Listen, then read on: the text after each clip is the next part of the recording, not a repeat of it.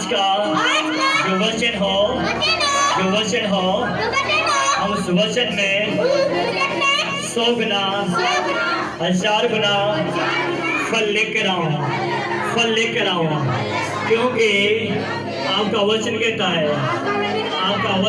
है मैं अपना वचन भेजकर उन लोगों को छुड़ाता हूँ जो उस गड्ढे में गिरे हुए हैं। आजाद करे सब कुछ।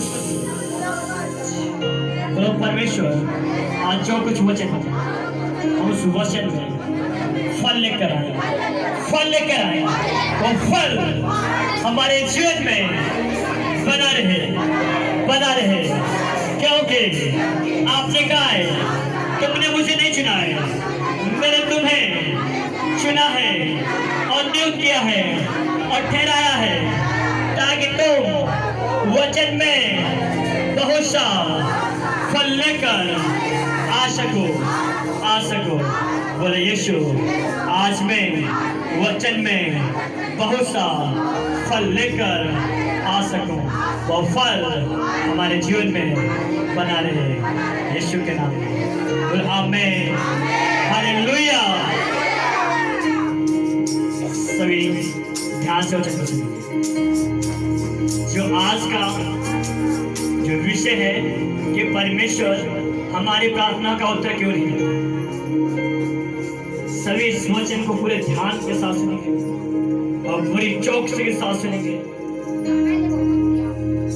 आज हम प्रार्थना तो बहुत सारे लोग करते हैं तो भी उनकी प्रार्थना स्वर्ग में सुनी नहीं जाती।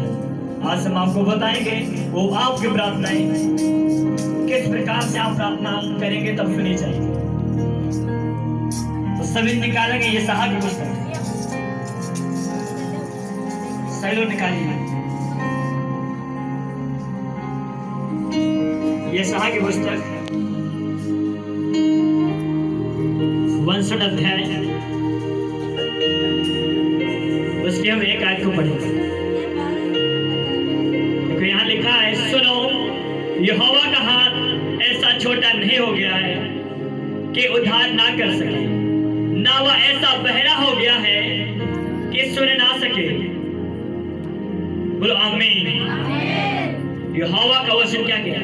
यहोवा का हाथ छोटा नहीं हो गया है कि वह उद्धार ना कर सके। क्या आज उसका हाथ छोटा है? बोलिए, उसका हाथ छोटा नहीं है। आज वो बहरा नहीं है कि वो सुन ना सके, वो सब कुछ जानता है वो आपके बारे में। आज जो हमारी प्रार्थना को इसलिए नहीं सुनता है क्योंकि हमने क्या किया, उसकी नजर में गुनाह किए, पाप किए, वो गलतियां कही। इस कारण वो परमेश्वर हमारी प्रार्थना का उत्तर नहीं देता है। इस कारण वो हमारा उद्धार नहीं हो पाता है कि उसका वचन कहता है तुम विश्वास करोगे तो उद्धार को देखने को पाओगे। आज हमें जरूरत है विश्वास करने की, और जब विश्वास आपका होगा तो ऑटोमेटिक आपके जीवन में उद्धार परमेश्वर जरूर करेगा। उद्धार कब होगा? जब पूरा विश्वास होगा। विश्वास के बारे में हमने बताया है आपको कि कैसा विश्वास होना चाहिए। जीवित विश्वास जब आपका होगा तो उस विश्वास के जरिए आपके रास्ते खुलेंगे। उस जीवित विश्वास से आपकी प्रार्थनाएं स्वर्ग में सुनी जाएंगी। और 2 महीने को लिखा परंतु तुम्हारे अधर्म के कामों ने तुमको तुम्हारे परमेश्वर से अलग कर दिया है और तुम्हारे पापों के कारण उसका मुंह तुमसे ऐसा छिपा है कि वह सुन नहीं सकता। बोलो आमीन। किस लिए वो आपकी प्रार्थना को नहीं सुनता? तुम्हारे अधर्म के कामों के कारण। अधर्म समझ रहे हो क्या होता है? पाप। तुम्हारे पापों के कारण वो आपकी प्रार्थना को नहीं सुनता है कि तुम्हारे इतने पाप बढ़ चुके हैं कि तुम्हारा मुंह परमेश्वर से छिप गया है। इसलिए आज वो हमारी प्रार्थना का उत्तर नहीं देता है क्योंकि हमारा मन प्रभु की ओर नहीं लगा है। क्योंकि आज हमने अधर्म किए हैं, वो आपका अधर्म बढ़ता जा रहा है। इस कारण और परमेश्वर आपके प्रार्थना को नहीं सुनता है। इसलिए आज हमें जरूरत है कि उसका वचन क्या है, जो कोई अपने पापों को मान लेगा मैं उसे क्षमा कर दूंगा, जो अपने पापों को छिपाए रखेगा वह धोखा खाएगा। आज हम अपने पापों को मानते नहीं, आज हम अपनी गलतियों को मानते नहीं, इस कारण वो परमेश्वर आपके प्रार्थना को नहीं सुनता है। इसलिए सबसे ज्यादा जरूरी है अपने पापों को मानना, अंगीकार करना, और उसका वचन कहता है कि तुम दूसरे के अपराध क्षमा करोगे तो तुम्हारे अपराध क्षमा किए जाएंगे। तो आज हमें क्या करना है, एक दूसरे को माफ करना है। लेकिन आपके विषय में किसी ने विरोध भी बोला तो भी उसको माफ कर देना, माफ कर देना। अगर माफ करोगे तो परमेश्वर भी आपको माफ करेगा। आज हमारा मुंह परमेश्वर से क्यों छिपा है? क्यों हमारे पाप बढ़ गए? हम अपने मुंह में लोग क्या करते, सुबह उठते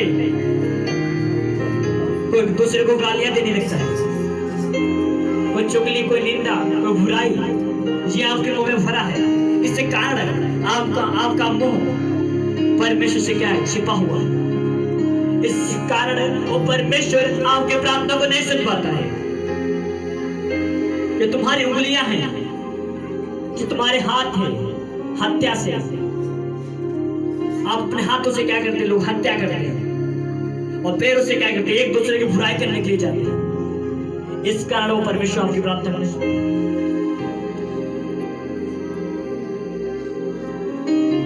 और सुबह उठते ही लोग क्या करते हैं, गालियां निकालने लगते हैं। कई लोगों को देखा वो तो नशे करते हैं, तो इस कारण उनके परमेश्वर प्रार्थना को नहीं सुनता।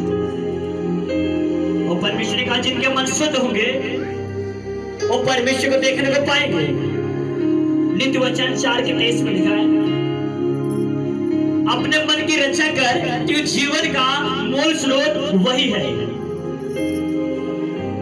अपने जीवन की रक्षा कर, जीवन का मूल स्रोत वही है। समझ रहे हो? सबसे ज्यादा क्या करना है, अपने मन को कंट्रोल करना है। आज इंसान को कहीं जाने की जरूरत नहीं, वो घर बैठे पाप कर रहा है, मन से पाप कर रहा है। वो आपके मन को, वो आपके दिल को देखता है। आज इंसान वो क्या देखता है, वो चेहरे को देखता है, वो आपके कपड़े को देखता है, वो आपके रंग को देखता है कि इंसान का रंग कैसा, उसका कपड़े कैसे। वो परमेश्वर है, वो आपके चाल चलन को देखता है, वो आपके मन को देखता है, वो आपके दिल को देखता है। इसलिए लिखा यीशु के नाम के कारण तुम्हारा नाम सब नामों से महान होगा। यीशु के नाम के कारण आपका नाम क्या होगा, सब नामों से महान होगा। तो यीशु के नाम का मतलब होता है अनोबा, और अनोबा का मतलब चरित्र। अगर यीशु का चरित्र और यीशु का स्वभाव आपके जीवन में आ गया तो सच में आपके रास्ते खुल जाएंगे। बोलो आमीन। कब आपके रास्ते खुलेंगे, जब यीशु का चरित्र आपके जीवन में आ जाए।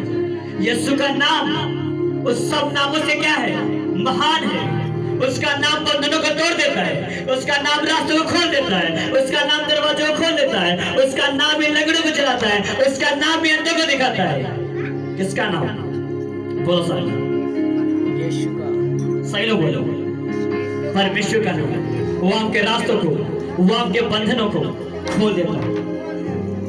अगर यीशु का नाम आपके जीवन में आ गया तो यीशु के नाम के जरिए वो आपको क्या करेगा, महान करेगा, वो आपको ऊंचा करेगा।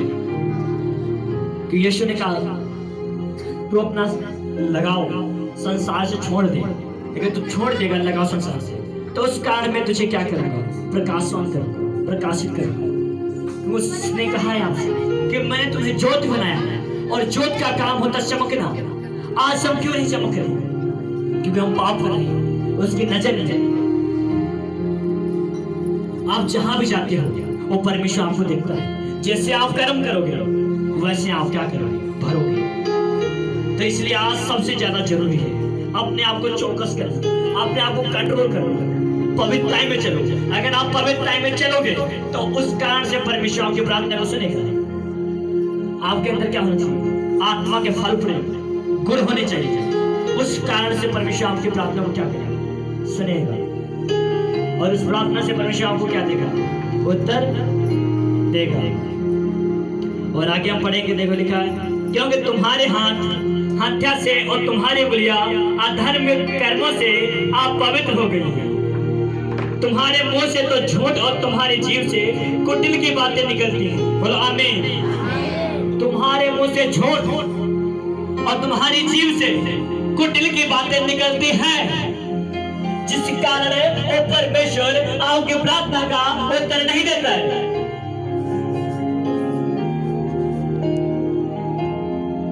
इसलिए क्या करो, झूठ मत बोलो।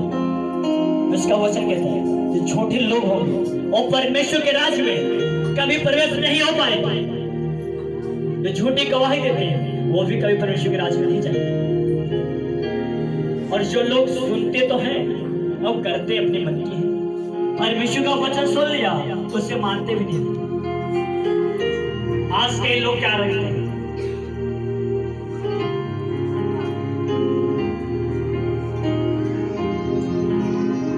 कई लोग कहते हैं हमारे अंदर परमेश्वर का आत्मा बसता है। क्या कहते हैं कि परमेश्वर का आत्मा हमारे अंदर है, यीशु का आत्मा हमारे अंदर है। हमारे अंदर यीशु का आत्मा, तो वो कहते हैं अंदर से क्या है, खाली है, कहने से कुछ नहीं होता है। अगर आत्मा है आपके अंदर तो आपका स्वभाव अच्छा होना चाहिए। हम कहते हैं परमेश्वर का आत्मा हमारे अंदर वास करता है। घर में देखा आप लड़ाई करी जा रहे हैं, एक दूसरे की चुगली करी जा रहे हैं, ये आपके अंदर परमेश्वर का आत्मा है क्या? और रास्ते में जाके आपने किसी को मार दिया, ये क्या आपके अंदर आत्मा है? नहीं। आपके अंदर परमेश्वर का आत्मा होना जरूरी है। जब आप आत्मा के अनुसार चलोगे तो परमेश्वर वो आपके प्रार्थनाओं का उत्तर देगा। आज हमारी प्रार्थना इसलिए नहीं सुनी जाती है कि हम अपने जीव से कुटिल की बातें निकालते हैं और अपने मुंह से झूठ बोलते हैं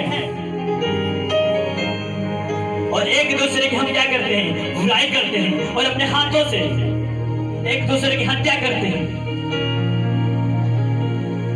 जिस कारण से वो आपकी प्रार्थना को नहीं सुनता है।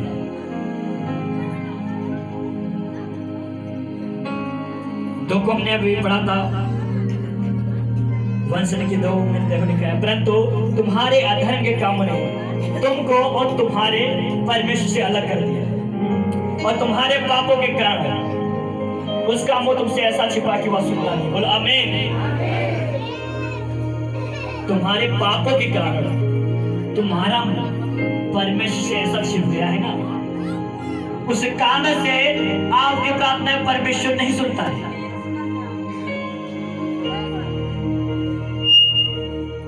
उस कारण से परमेश्वर आपकी प्रार्थना को नहीं सुनता है, वो आपकी कभी नहीं सुनेगा। जो आप पाप करी जाएंगे, आप निंदा करी जाएंगे, आप चुगली करी जाएंगे, आप झूठ बोले जाएंगे, तो परमेश्वर आपकी प्रार्थना को नहीं सुनेगा। आपकी प्रार्थना को वो परमेश्वर जब चुनेगा जो आप उसके क्या को मानेंगे, जो आप उसके वचन पे चलेंगे, तब परमेश्वर वो आपकी प्रार्थनाओं का उत्तर देगा। जैसे कि आपने सुना होगा हन्ना कहती थी, परमेश्वर तुम मुझे बेटा दे, मैं लोगों को दिखाऊंगी कि परमेश्वर ने मुझे बेटा दिया। जो हन्ना का पति था वो एलकाना की 2 पत्नी थी।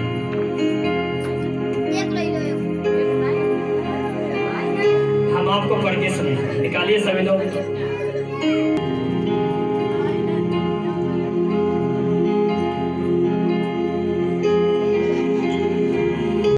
अफ्रीम के पहाड़ी देश में सोफीम नगर का निवासी एलकाना नाम का एक पुरुष था। वह एफ्रेम था और सोफ के पुत्र तोहू का परपोता, एलू का पोता और योराहाम का पुत्र था। उसके 2 पत्नियां थी, एक का नाम हन्ना और दूसरी का नाम पनिन्ना था। पनिन्ना के 2 बालक हुए, परंतु हन्ना के कोई बालक ना हुआ। बोल आमीन। जो आमीन।